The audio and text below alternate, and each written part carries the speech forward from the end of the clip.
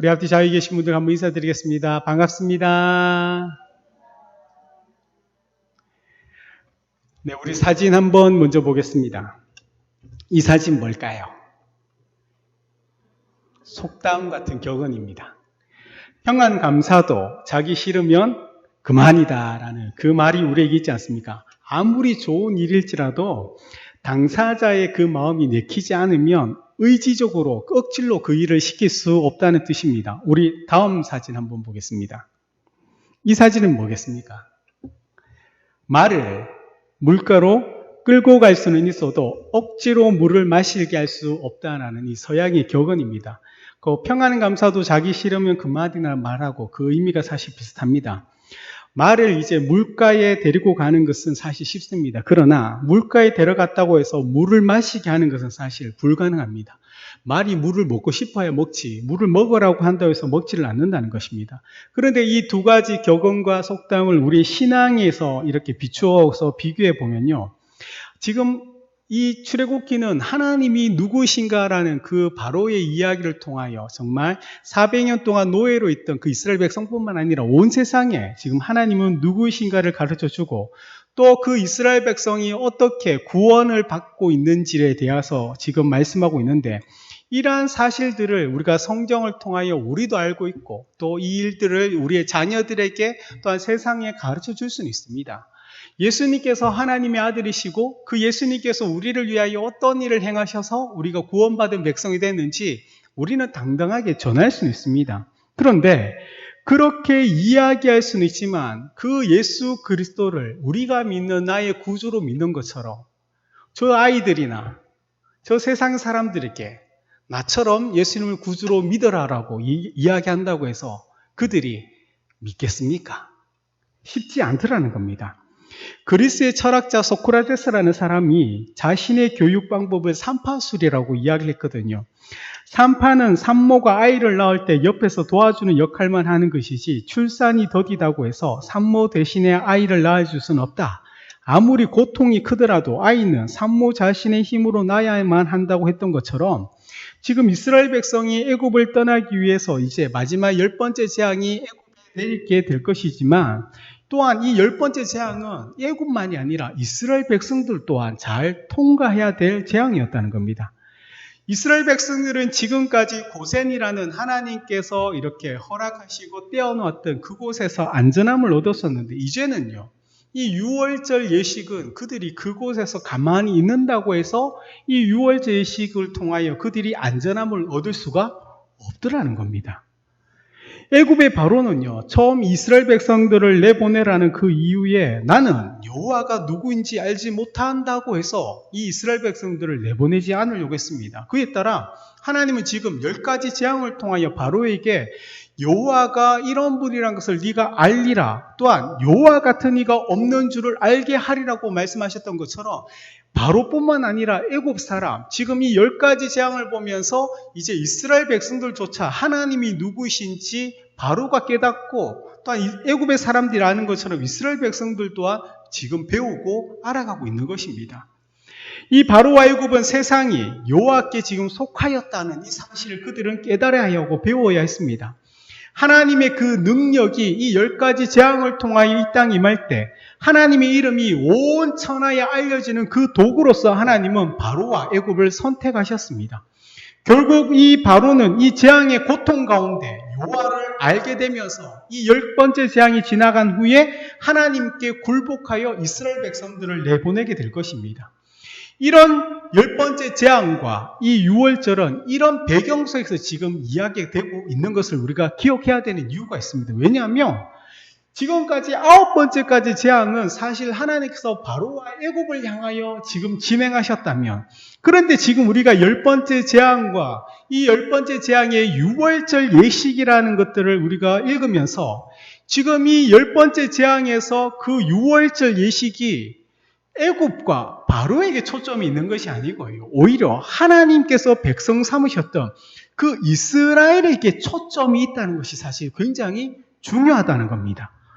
이스라엘은요, 지금까지 앞에 9번째 재앙에서 하나님께서 고센으로 안정케 하면서 그들은 안전함을 누렸는데 이 10번째 재앙, 장자가 죽는다는 이 재앙에 이 유월절 사건을 통하여 이 이스라엘조차도 하나님은 유일하신 분이시면 그분의 능하신 손 아래 있는 자들은 안전함을 얻고 그 하나님의 손으로 치는 자는 이런 무시무시한 재앙을 당할 것이라는 것을 통하여 우리가 어떻게 지금 애굽에서 나와서 하나님께서 가고자 하는 그곳에서 하나님께 예배드리고 경배하게 될 것이라는 것을 그들 또한 알아야 했기 때문입니다.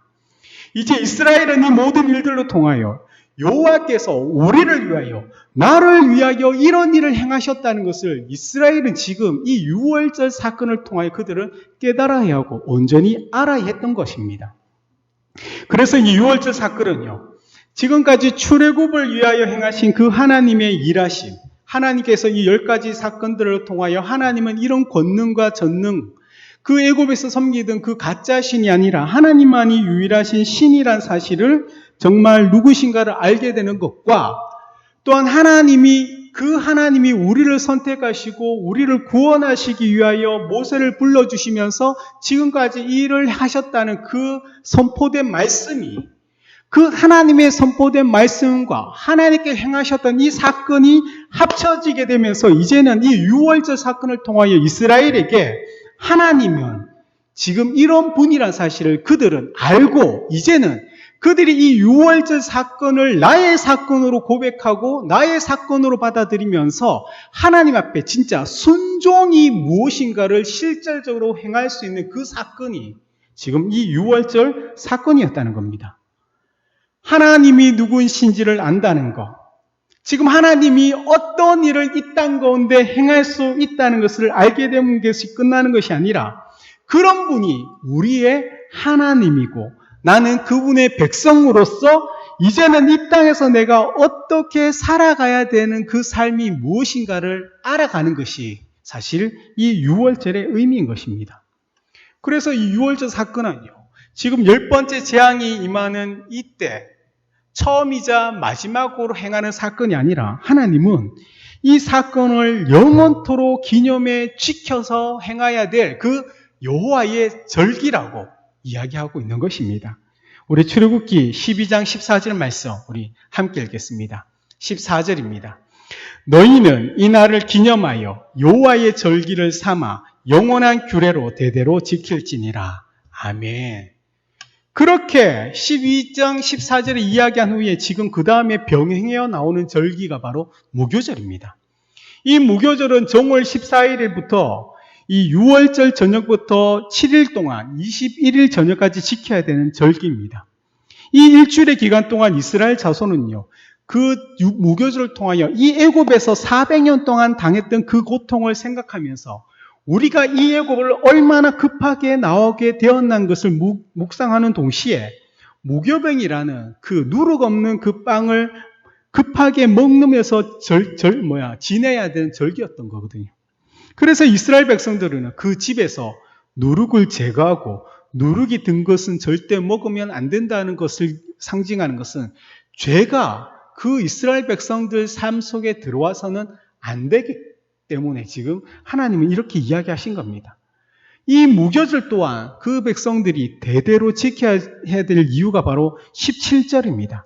우리 17절 말씀 함께 읽겠습니다. 너희는 무교절을 지키라.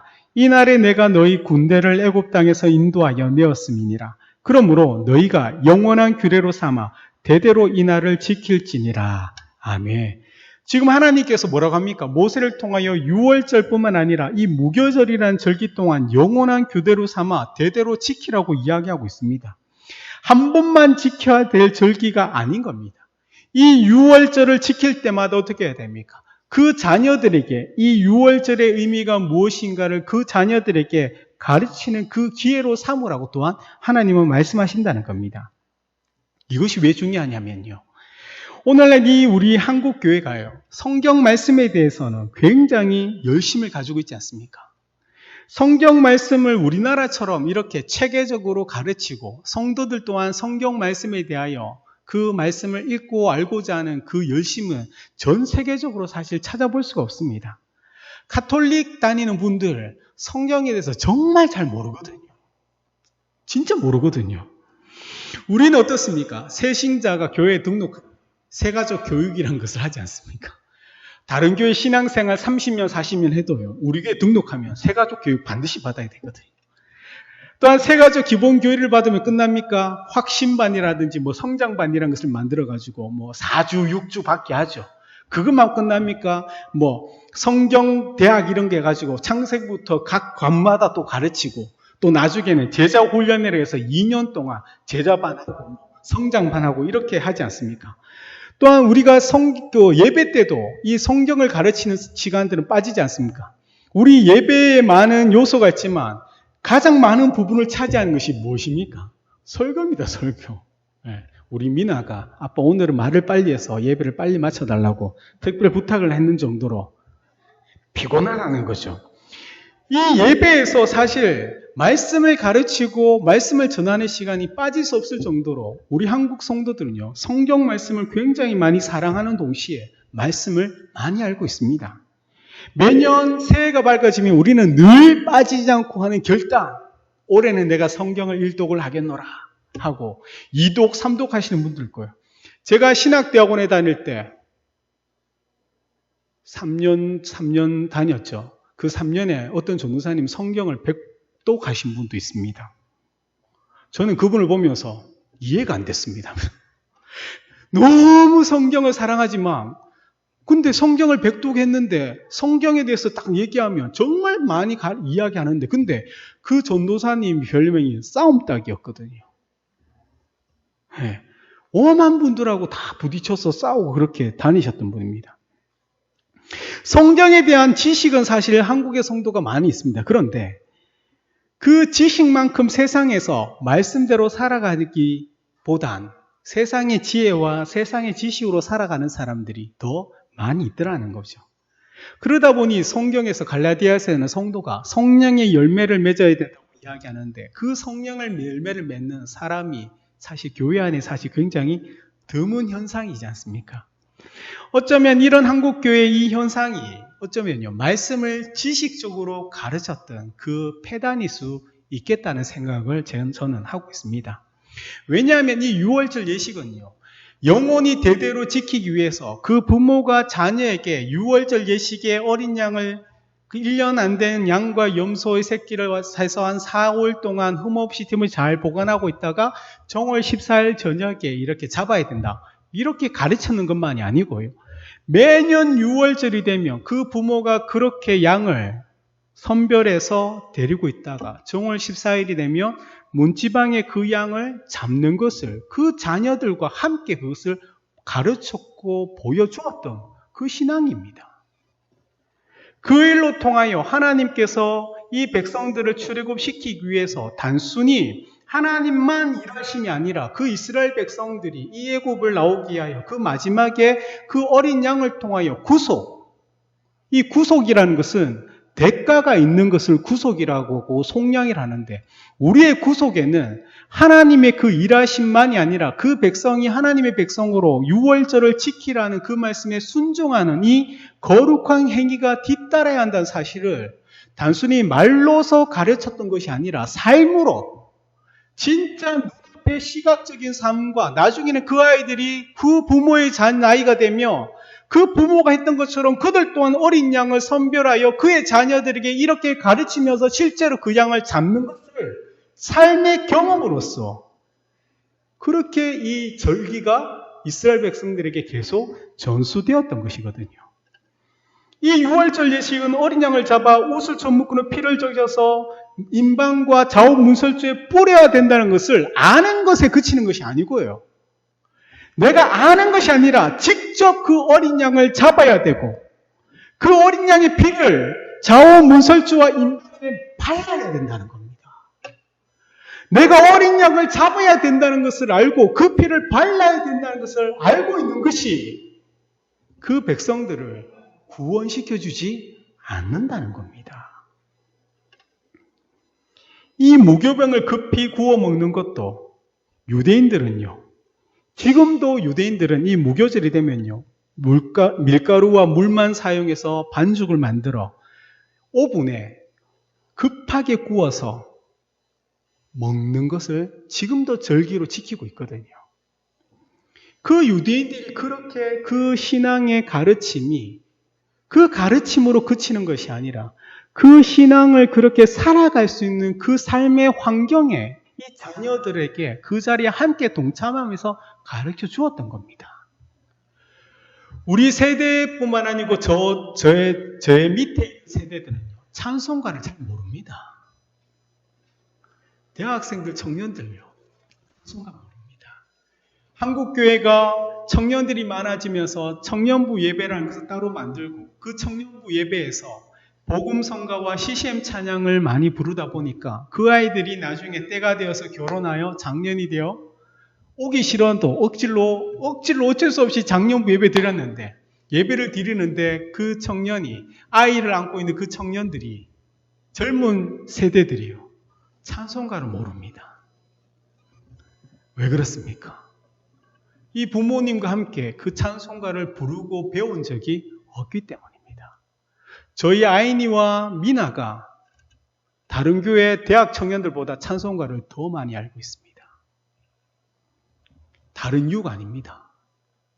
이 예배에서 그 부모의 세대가 어떻게 하나님께 찬송가를 부르고 그 찬송가의 곡자가 어떻게 되는 건지, 묵도가 무엇인지, 실제적으로 저 뒤에 그냥 앉아있는 것 같지만 저 아이들은 그 앉아서 그 부모님의 세대와 믿음의 어른들이 드려지는 그 예배의 모습을 자신도 모르게 눈으로 보고 배우면서 그것이 자신도 모르게 예배를 하나님 앞에 이렇게 드려야 된다 해서 습득해 가는데, 우리 젊은 세대들은요, 그것을 배운 적이 없기 때문에 그 젊은 세대들이 장년이 되어서 하나님의 교회에 구성원이 되지만 내 교회라는 그 의식이 지금 굉장히 많이 사라지고 또한 없어졌더라는 겁니다. 말씀을 알고 있지만 그 말씀을 정말 행하는 그 삶의 경험이 우리 다음 세대에는 없는 것이 어쩌면 한국교회가 지금 이처럼 힘들어졌던 그 이유가 아닐까 생각하는 것이 바로 오늘 이 유월절 예식에 대한 본문 때문입니다.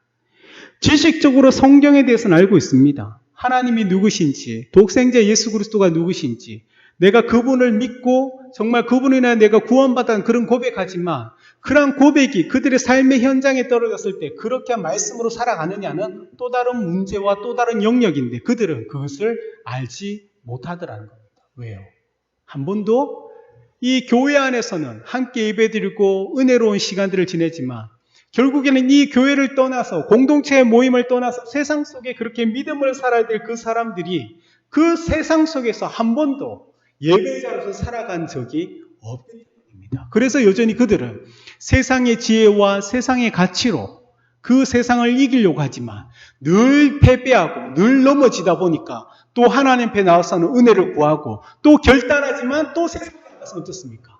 내 삶으로 경험되어지지 않기 때문에 말씀이 살아있는 이 말씀이 머릿속에만 있다 보니까 이 말씀이 내 심장과 내 가슴을 뜨겁게 만들면서 하나님이 진짜 지금도 나와 함께하고 있다는 이 사실에 대하여 그들이 알지 못하더라는 겁니다. 출애굽기 12장 23절을 우리 한번 함께 읽겠습니다.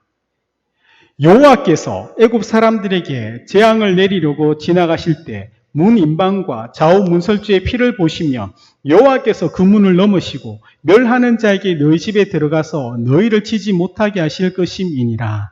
아멘. 하나님께서 뭐라고 말씀하십니까? 피를 보시면 여호와께서 그 문을 넘으시고 멸하는 자에게 너희 집에 들어가서 너희를 치지 못하게 하실 것임이라는 것은 지금 그 고센에도 이 하나님께서 명령하셨던 이 멸하는 자들, 이 고센에도 지금 함께 임하였던 겁니다. 그런데 이 고센에서 지금까지 안전함을 얻던 자들이 이 우월절 예식을 행하라는 말을 알고는 있었지만 그 일을 행하지 않는 그 이스라엘 백성들은 어떻게 됩니까? 처음 난 자들이 다 죽음을 맞이하게 되더라는 겁니다. 왜 하나님이 이렇게 피를 그 문방과 이슬주에 바르라고 하셨겠습니까? 피가 없으면 하나님은 이 이스라엘 백성들을 구원하지 못하시는 겁니까? 하나님이 어쩌면 이스라엘 백성들의 집을 모르기 때문에 그 피가 하나님께서 이스라엘 백성의 집이라는 것을 표시해줘야 한다는 그런 의미는 아니지 않습니까? 이것은 하나님의 구원은요, 하나님의 뜻을 따르는 자에게만 열려 있다는 사실을 이야기하는 겁니다. 예수 그리스도를 아는 것이 아니라 그 믿는다는 것은 그 말씀에 순종하며 그 말씀대로 따라 살아가는 자에게 그 구원의 문이 열려 있는 것이지, 내가 단순히 알고 있는 것만으로는 그 구원이 그와는 전혀 상관이 없다는 것을 우리에게 이야기해주고 있는 겁니다. 유월절은 하나님 말씀에 이 순종해서 그 피를 문설주에 바르는 자들만 구원하신다고 이야기합니다. 그렇다면 애굽 사람들이 이 모세의 이야기를 듣고 어린 양을 잡아서 그 문설주에 피를 바르며 이 애굽 사람들 어떻게 됩니까? 그들 또한 구원받을 수가 있다고 성경은 이야기하는 것입니다. 구원은 하나님의 말씀을 아는 것이 아니라 그 말씀에 순종하는 자에게 구원이 임한다는 것을 우리에게 가르쳐주고 있습니다. 예수 그리스도의 이 죽음이 우리를 위한 것이라는 그 사실은 과거의 그 일이 아니라 지금도 그 십자가의 사건이 우리 개인의 그 삶 속에서 역사되어지는 그 현실이라는 것을 우리는 꼭 기억해야 합니다.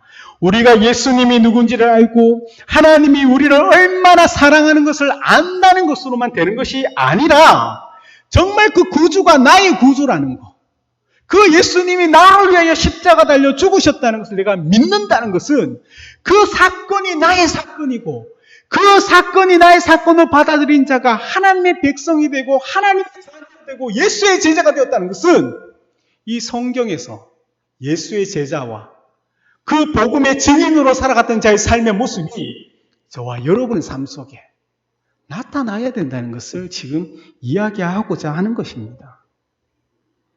이스라엘이 유월절을 영원히 지키기 위하여 그 절기 때마다 이 어린 양을 잡고 온 가족이 동참해야 하는 것처럼 우리도 예수님의 그 십자가 사건이 매일매일 우리의 자녀들에게 가르쳐지는 것만이 아니라 그들이 영적으로 체험할 수 있도록 늘 하나님 앞에 먼저 된 우리가 이 세상 속에 어떻게 이 십자가의 사건을 믿는 자들이 이렇게 살아야 된다는 것을 우리의 자녀들에게 직접 보여주고 그 아이들을 세상 속에서 믿는 자들이 그곳에서는 이렇게 해야 되는 걸 가르쳐야 하는데 한국 교회에서는요. 이 교회 공동체 안에서는 이제까지 가르쳤지 않습니까? 말씀을 읽는 것에 그치는 것이 아니라 그 읽는다는 것이 어떻게 우리의 삶이 날마다 변화되어져 가는 것인지를 우리는 보여줘야 합니다. 이것은 지금 이 영원히 지켜야 될 이 절기를 이스라엘 백성들에게 부모가 자녀에게 하는 것만 아니라 동일하게 이 이스라엘 백성들이 세상을 향하여서도 그렇게 해야 되었고 지금 우리 또한 세상에 나가서 우리 또한 그렇게 세상에 보여주어야 한다는 것을 지금 주님은 말씀하고 있다는 겁니다. 그래서 우리가 전도한다. 이 전도가 교회를 데리고 오는 것은 아니지 않습니까? 그들이 교회에 온다고 하나님 자녀가 됩니까? 아니라는 겁니다. 이 자리에 앉아 있어서 예수가 우리를 위하여 죽으셨고 우리가 하나님의 백성이다, 하나님의 자녀가 되었다는 것을 믿습니까? 아멘 한다는 그 한마디가 그들이 하나님의 자녀와 백성이 되는 것은 아니라는 겁니다. 정말 세상 속에서 그 이웃들이 나의 곁에 있을 때 예수 믿는 자가 똑같은 힘들고 어려운 상황 속에서 어떻게 살아가는지 세상의 지위와 가치가 아니라 하나님의 자녀와 백성, 하나님의 말씀대로 살아가는 것을 그 현장에서 보여줘야지. 그들이 그 삶을 보며 이곳에 왔을 때 그들 또한 내가 하나님의 자녀가 되겠노라고 고백하며 내 앞에 저 믿음의 사람, 나의 이웃이 있는 것을 보고 내가 그와 함께 살아가겠노라고 결단하며 그렇게 우리의 믿음이 우리의 행함으로 증명되는 그 삶을 살아갈 때 세상은 여전히 교회가 또한 성도가 소망이다, 희망이라고 이야기할 수 있다는 것입니다. 사랑하는 여러분들이 이 십자가 사건이 바로 우리는 죽고 오직 예수로 살아가는 그 작은 예수가 바로 여러분이라는 사실을 꼭 기억하시길 바랍니다. 단순히 이 유월절 예식이 한 번에 일어났는 것, 예수가 나를 위하여 죽었었다는 그 십자가 사건이 정말로 한 번 믿는 것으로 내가 구원받았지만 그 구원받은 자의 그 삶의 그 영향력과 그 능력은 경건의 모습이 아니라 그렇게 살아가는 자들에게 하나님의 기름 부으심이 있고 그 삶이 세상 속에 드러날 때 선한 영향력이 나타난다는 것을 꼭 기억하시기 바랍니다. 우리 사랑하는 믿음의 성도님들이 그 삶을 살아가는 복된 자녀 되시기를 예수님의 이름으로 축복드립니다. 아멘.